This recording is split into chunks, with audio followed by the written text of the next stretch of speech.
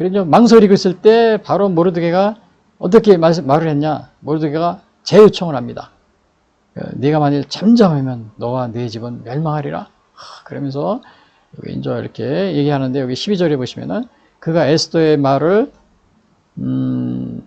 모르드게에게 전하매. 이제 모르드게가 이제 에스더 하닥이 중간에서 왔다 갔다 하는 겁니다. 하닥 4시 하닥이 와가지고 또 모르드게가 왕비님이 말씀하셨는데 지금은 왕이 안뜰에 계신데 30일 동안 부르지도 않고 나가면 죽게 돼 있다고 이런 얘기를 합니다. 그러니까 모르드게가 또 하닥을 시켜가지고 에스더에게 전하라고 그럽니다. 예? 에스더에게 전하라고 그랬는데 그때 어떤 말을 하냐면 모르드게가 그를 시켜 에스더에게 화답하되 너는 왕궁에 있으니 모든 유자인 중에 홀로 목숨을 건지리라 생각하지 마라. 홀로 목숨을 건지리라 생각하지 마라. 요거는 뭐예요? 혼자 살지 말고 혼자 살 생각하지 말고 우리 다 같이 살아가는 방법 그걸 생각하자. 아니면은 다른 말로 얘기하면 뭐예요? 공동체 의식을 가져라. 그러니까 공동체 의식이라는 게 뭐냐면 개인의 운명이 공동체 운명에 달려있다. 또 공동체 운명, 개인의 운명에 달려있다. 그런 식으로 이제 이렇게 우리가 이렇게 얘기할 수 있습니다. 그러니까 다른 말로 얘기하면 오늘날로 얘기하면 국가가 멸망하면 개인도 멸망한다. 그러니까 개인이 또 잘 되려면 국가도 잘 돼야 된다. 그렇게 이제 이렇게 그런 거를 이제 여기서 공동체 의식을 가져야 된다. 국가와 민족을 에스더야 너 혼자서 자 목숨을 건지리라 생각하지 마라. 개인의 운명은 바로 공동체의 운명하고 같은 것이다. 그런 얘기를 여기서 이렇게 해주고 있는 겁니다. 엊그제도 유대인 이스라엘하고 팔레스타인 전쟁이 있었는데 그걸 보니까는 팔레스타인 유대인 이스라엘 사람들은 해외에 있던 많은 이스라엘 청년들은 다 귀국을 했습니다. 귀국을 해서 자기 나라를 지킨다고 전쟁이 일어나니까 지금 전쟁 중이잖아요. 그게 막 이스라엘 귀국합니다. 이거는 뭐 유대인들의 공동체 의식을 가지고 있다는 거예요. 국가가 개인의 운명과 국가의 운명을 같이 보고 있다는 거죠. 근데 이제 이 반대로 우크라이나 러시아 전쟁하는데 러시아 청년들은 이 국가에서 징병 모집하니까 피하고 숨고 또 해외로 나가고 도피하고 그럽니다. 지난번에 보니까 우리나라에도 한 5천여 명 와 있다 뭐 이런 얘기도 있어요. 저는 확실한 건 모르지만요. 그래서 이렇게 혼자만 여기서도 모르드게가 물론 이제 각 나라와 국가에 이제 이렇게 사정이 있겠지만 뭐 러시아 같은 경우는 이제 청년들이 생각하기에 올바르지 않다 이렇게 생각했으니까 아마 그런지도 모릅니다. 뭐 자세한 건 모르지만 아무튼 여기서 모르드게가 얘기한 것은 홀로 목숨을 건지리라 생각하지 마라. 이 얘기를 이제 얘기해주고 있습니다. 그냥 비겁하고 이기주의적인 태도를 버리라 이런 얘기입니다. 예? 그래서 오늘날 이것은 우리에게 시사하는 바가 많습니다. 정말 이 시사하는 바가 많아요. 예? 어떤 면에 있냐면은 홀로 안전하리라 생각하지 마라. 홀로 목숨을 건지리라 생각하지 마라. 그거는 오늘날 지금 우리 대한민국이 제가 오늘 또 현충일이니까 또 제가 말씀드리는데 국가의 안전을 위해서 국가를 또 애국심을 강조하고 또 나라의 이 공동체 운명을 강조하는 그런 날이잖아요. 그래서 제가 또 여러분이 듣기 싫지만 또 말씀드리는데 제가 벌써 이거 말하는 거 한 10번도 넘습니다. 제가 계속해서 그냥 기회 있을 때마다 말씀드리는데 왜냐? 개인의 운명, 우리가 운명하고 같이 연결이 돼 있는 겁니다. 여러분이 1번이 우리가 식민이 됐을 때 완전히 그냥 다, 교회가, 그 당시에 식민이 되면 교회는 괜찮을 거다? 안 그렇잖아요. 다 교회가 그냥 신사참배하고 난리, 그냥 그런 우상 숭배하고 그렇게 돼버렸잖아요. 또, 베트남도 같은 경우도요, 공산화가 됐어요. 어떤 분들은 공산화 됐으니까 통일됐으니까 괜찮다 이렇게 하는 분도 있는데, 실제로 거기 보면 지금 종교의 자유가 없습니다. 그래서 얼마 전에도 베트남에서는 교회를 이렇게 시작하려고 해도 다 정부에 보고를 하고, 그 다음에 재정 보고까지 다 정부에서 간섭을 하고, 허가를 내줘야 하고, 이런 식으로 돼 있어요. 그러니까 이거 완전히 우리가 나만 지금 괜찮으면 교회 뭐 우리 교회 뭐 잘 나가 뭐 남도 신앙생활 잘하면 돼 우리 교회만 잘하면 돼 이렇게 그런 게 아니라는 거예요. 개인의 운명 또 개개의 운명은 바로 국가의 운명과 같이 연결이 돼 있다는 겁니다.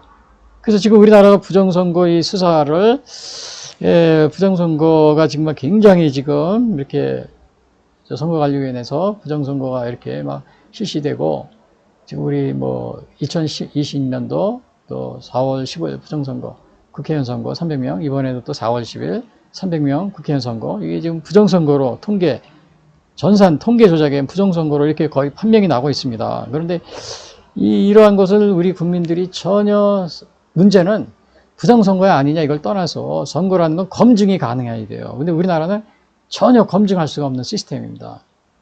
대만이나 아니면 프랑스, 독일 같은 경우는 선거하자마자 그 자리에서 바로 쉽니다. 쉬어가지고는 숫자를 적어요. 저거를 선거관리위원회 본부에 알려줘요. 그럼 거기서 그걸 다 표를 작성해서 발표하는 거예요. 이런 순서가 돼 있어요. 검증이 100% 가능하죠. 대만은 말할 것도 없고. 그런데 우리나라는 몇 명이 투표했는지도 모릅니다. 그래가지고 이게 지금 뭐 다 막아가지고 가가지고 선거관리위원회에서 몇 표, 선거관리위원회에서 표를 발표하는데 그 검증할 수 있는 방법이 없어요. 검증할 수 있는 방법이 없습니다. 그래서 이거는 뭐 지난번에 우리나라 윤 대통령이 있을 때 이거 선거 전에 뭐 수개표 한다 그래가지고 뭐 전자개표를 통과한 다음에 수개표 한다 그러는데 이거는 아무 의미가 없습니다. 그건 수개표가 아닙니다. 수개표라는 것은 투표 끝나자마자 그 자리에서 표수를 세는 겁니다. 그래서 그 세운 걸 가지고 누구 몇 표 이거를 선거관리위원회에 통보하면 거기서 통계표를 작성해서 그걸 방송하고 알려주고 그렇게 하는 게 수개표입니다.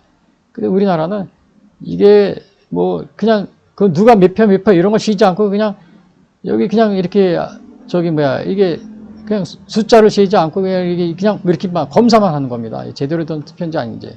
정확한 숫자도 세지, 누가 이런 거, 개수를 세지도 않고요. 그게 수개표가 아니죠, 그거는요. 전자개표를 또 통과하니까요. 그래서 이러한 것들은 정말 우리가 검증이 불가능하기 때문에. 그래서 이 부정선거, 빨리 이거를 개혁을 해야 됩니다. 독일이나 프랑스 또 선진국, 뭐 캐나다 이런 나라처럼요, 또 대만처럼. 그걸 하고, 그 다음에 또 이제 전자개표기 이거 사용을 완전히 없애고, 또 사전선거도 마찬가지로 이런 걸 없애야 부정이 사라집니다.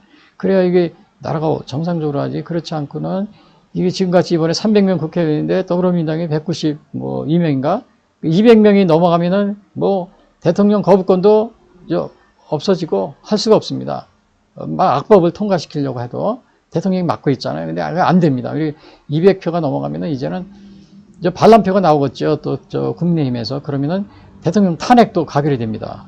여기 나라가 완전히 지금 위기 상황에 처해 있는 겁니다. 이럴 때, 그래서 이런 거를 국민들이 이걸 선거관리위원회 수사하자, 서버를 수사하라, 그리고 선거 개혁을 하라. 그래도 아무리 이거를 국민들이 저항을 하고 운동을 해도 이제 법원에 이게 그렇다고 뭐 4.19 때처럼 뭐 이렇게 막 화염병 던지고 막 그냥 막 때려부시고 그렇게 할 수는 없잖아요. 왜 재판을 통해서 하려고 그러면 재판을 통해서 할 수가 없어요. 왜? 선거관리위원회하고 사법부 같이 일심동체입니다. 왜냐하면 거기 대법원 판사가 또 바로 선거관리위원장, 대법원, 그러니까 이게 재판을 해도 안 되는 겁니다. 거기 관련이 많이 있는 사람들이 돼 있기 때문에 전혀 이것이 뭐 10년 이상 이렇게 오래 이렇게 되어 왔습니다. 여러분 우리가 그 옛날에 직선제 선거 해가지고 뭐 6.16 직선제 선거 해가지고 우리가 큰 민주화를 이루었다 자랑하시는 분이 있어요. 지금은요 그 직선제 이루었다고 자랑할 게 아닙니다. 지금 이 선거관리위원회 우리가 검증할 수 있는 이 시스템이 거의 20년이 됐는데 이게 그 당시에 그 유신헌법으로 그 뭐 통일주체 국민에서 대통령 선거한 것보다 그래도 그거는 정직하게 했어요. 이거는 완전히 통계를 조작하고 이렇게 그런 거기 때문에 통일주체 유신헌법보다도 더 나쁜 그러한 아주 상태에 좀 빠져 있는 겁니다. 직선제 개헌에서 민주화, 뭐 유공자로 이렇게 그 운동을 했는데, 엊그제도 보니까 인천에서 그 당시에 그걸 자기들이 쟁취했다. 민주화, 우리도 강주 5.18처럼 우리도 해달라 막 그런 5.3인가요? 뭐 그 운동 했다고요? 그거 막 신청하는데, 그 신청해 뭡니까? 지금은 그 유신헌법보다 더, 그때 간접선거였죠? 전두환 대통령이 있을 때, 그거보다도 더한, 부정이 일어나고 있는데요. 이거 완전히, 근데 이거를 고치라고 그래도 아무도, 어느 정치인도 나서지 않고, 그 대통령한테 이번에 또 위험한 이거를 계속 얘기해도 그 청와대, 지금은 청와대, 용산 대통령실이죠. 아무런 반응도 없습니다. 반응도 없고, 심지어는 지난번 국회의원 선거 때 한동훈 임시 당대표였었죠, 국민의힘. 그 부정선거에 대해서 이렇게 막 얘기하고 그러는 그 국회의원 후보를 완전히 공천도 안 주고 그냥, 예. 이렇게 했는 그러한 상황까지 벌어졌습니다. 이거는 뭐예요? 그렇게 하면은 유다인 중에 홀로 목숨을 건지라 생각하지 말라. 이거는 뭐냐면은, 그냥 이렇게, 그냥, 우리는 뭐 대통령실에 있어. 우리는 정치냐, 관계없어. 우리는 괜찮을 거야. 그게 아닙니다. 지금 여기 대통령실에 있는 많은 정치인들, 그리고 공무원, 이렇게, 이렇게, 장차관에 계신 분들, 그리고 대통령을 포함해서요, 홀로 목숨을 건지려 생각하지 마시기 바랍니다. 유다인 중에 홀로. 유다인 중이라는 거는, 이제 아마, 심지어는 많은 정치인 중에 자기는 사법고시 출신이고 그러니까 혹시 자기는 안전하고 괜찮을 것이다. 이렇게 생각하는 분도 있을 겁니다. 그러나, 여기서도 똑같은 얘기예요. 그래서 여기서 보면 14절에 그러잖아요. 이때 내가 만일 잠잠하고 말이 없으면은 유다인은 다른 데로 말미암아 노인과 구원을 얻으려니와 너와 네 아버지 집은 멸망하리라. 네가 왕후의 자리를 얻은 것이 이때를 위함이 아니겠느냐. 그래서 여기서 이렇게 정말 잠잠하게 말이 없으면은 그걸로 끝나는 게 아니고 혼자서 여기서 뭐라고 해서 혼자서 목숨을 건지고 이런 게 아니고 어떻게 된다 그랬어요. 멸망하리라. 다른 것을 통해서 하나님이 구원해 주실 것이다. 왜? 아까 제가 창세기에 말씀드렸죠. 아브라함과 약속. 그 약속을 하나님이, 약속을 하나님이 지키시기 위해서 유다인들을 멸절시키는 걸 그냥 방임하지 않으십니다. 다른 데로 말미암아서 이렇게 구원을 해 주시는 겁니다. 하나님이. 분명히 해 주셔요. 그래서 혹시 에스더가 안 하더라도 그러나 너도 멸망할 것이다. 너와 네 아버지 집도 멸망할 것이다. 너 혼자서 잘 되는 것이 아니고 그리고 네가 왕을 위한 이 때문을 위한 것이 아니냐. 그렇게 얘기합니다. 그래서 여기서 하나님은 아브라함과 이삭과 야곱을 통하여 열국의 아비가 되리라는 약속을 해주셨기 때문에 에스더가 도움을 주지 않는다면 하나님은 다른 경로로 하나님의 뜻을 이루실 것이다. 창세기 17장 1절 아브라함이 99세 하나님이 아브라함에게 나타나셔가지고 거기 언약을 맺잖아요. 아브라함이 엎드렸더니 하나님이 그에게 말씀하여 이르시되 보라 내 언약이 너와 함께 있으니 너는 여러 민족의 아버지가 되리라. 이렇게 하나님이 이렇게 약속한 게 있어요. 그래서 열국의 아버지가 되기 때문에 만약에 멸절하면은 하나님의 약속이 없어지잖아요. 그래서 에스더가 도움을 주자면 다른 경로로 대표적인 게 여기 뭐가 있냐면 고레스 왕, 페르시아의 고레스 왕이죠. 고레스 왕은 유대인도 아닙니다. 그런데 유대인들이 바벨론 포로에서 돌아오는데 이 고레스 왕이 완전히 하나님이 고레스 왕을 도구로 쓰십니다. 그래서 에스라서 1장 1절 바사왕 고레스 원년에 여호와께서 에레미야의 입을 통하여 하신 말씀을 이루게 하시려고 바사왕 고레스의 마음을 감동시키며 그가 온 나라에 공포도 하고 저서도 내려. 그러니까 전혀 이방인 왕을 통해서도 하나님이 이렇게 이스라엘을 약속대로 바벨론에서 포로를 해방시켜 주십니다. 여기서도 마찬가지예요. 에스더가 잠잠하며 하나님은 도움을 주지 않는 하나님은 다른 경로로. 그래서 여기서 그러는 거예요. 잠잠하여 말이 없으면 하나님이 다른 경로로 바로 이스라엘을 또 구원해 주실 것이다. 그러나 너와 네 집은 멸망할 것이다. 참 무서운 말을 여기서 이렇게 하고 있습니다. 근데 오늘날도 우리나라도 보면은 정말 4.19 학생의거 지난번에 학생혁명이라고 그러더라고요. 그게 우리 부정선거 때문에 일어났는데 근데 일어났는데 문제는 그 다음입니다. 그 부정선거를 이승만 대통령이 하야해가지고 왔는데 그 다음에 장면 정권이 들어섰는데 완전히 나라가 혼란해지고 북한에서는 김일성이 요때다 그래가지고 남침을 또 이렇게 준비하고 또 이제 막 우리나라 공산화 시키려고 남쪽이 혼란하니까요. 그러니까 이제 이렇게 막 연방제 하자 또 이렇게 국민들을 이렇게 막 현혹시킵니다. 그러니까 남쪽에서는 또 우리는 북한하고 연방제하라 북쪽으로 가자 그러고 또 남쪽에서는 북쪽에서 우리는 남으로 가서 우리 같이 연방제 하자 이렇게 곤란한 그런 상황이 됐어요. 그러니까 차지잘못한 공산화 위기에 또 처해 있었습니다. 근데 대한민국에 어떻게 세운 나라예요? 자유민주주의 국가로 하나님께서 정말 말세 하나님의 그 나라, 하나님의 그 땅끝까지로 복음을 전하는데, 우리 지금 대한민국에 유일합니다. 지금 어느 나라 가서 이게 대한민국이 망해버리면 어떻게 되겠어요? 하나님의 또 계획에 말세 땅끝까지로 복음을 전해야 되는데, 대한민국이 이게 또 물론 아브라함 같은 약속을 우리는 몰라요. 저도 뭐 그게 아브라함 같은 약속 우리 대한민국에 주었다 이런 뜻은 아니고, 그러나 그런 뜻은 아니고, 그러나 우리가 주의를 봐도 뭐 일본이 땅끝까지 복음을 전하겠어요? 중국이 하겠어요? 우리나라밖에 없습니다. 뭐 대만이 필리핀. 그래서 우리가 지금 그런 사명이 하나님이 우리에게 있다면, 제가 뭐 꼭 있다 뭐 이렇게 뭐 계시를 받아 이런 게 아니고, 뭐 있는 건 아닌가? 저도 그런 생각이 많이 들어요. 그러면은 하나님 우리나라를 그냥 두시겠어요?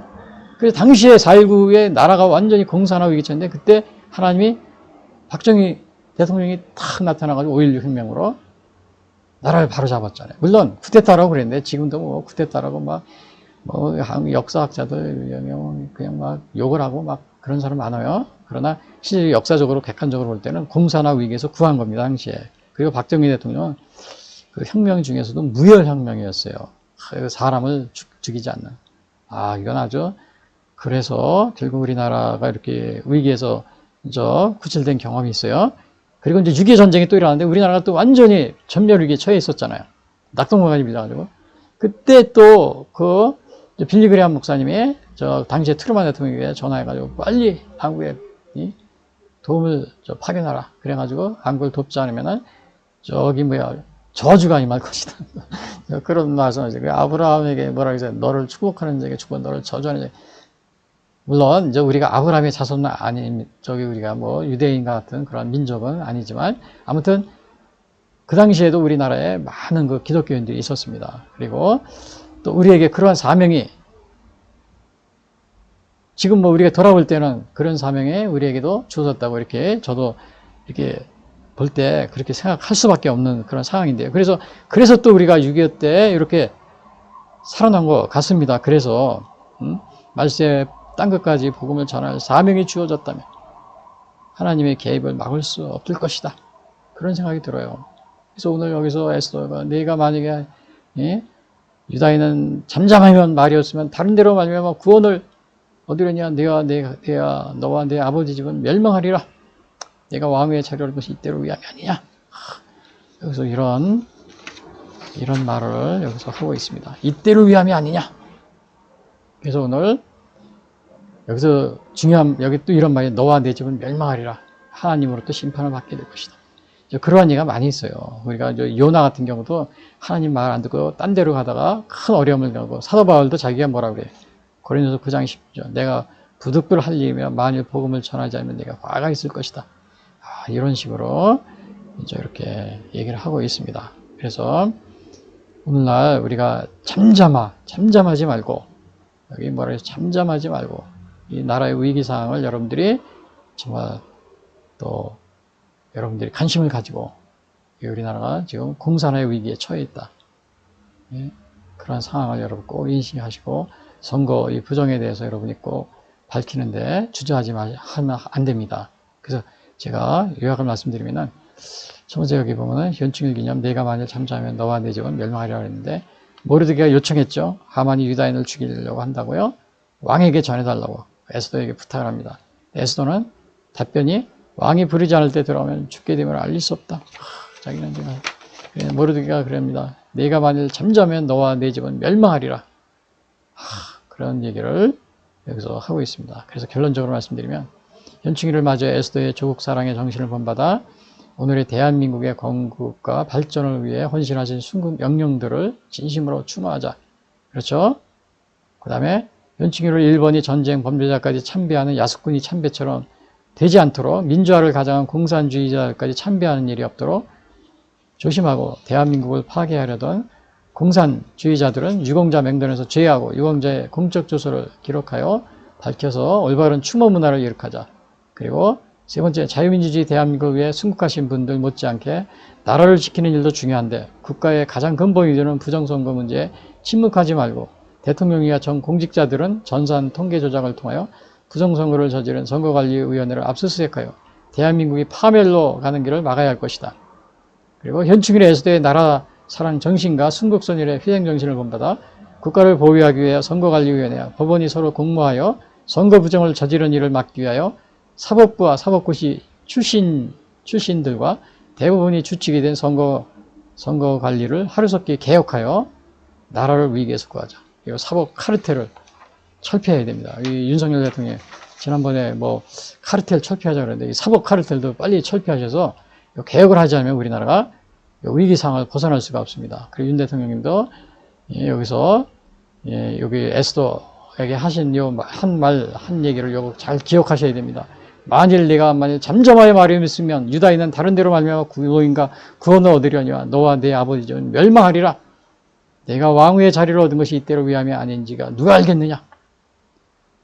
대통령이 이 말씀을 꼭 명심하셔서 이번에 바로 나라의 그 기강을 꼭 바로 잡아주시기를 바랍니다.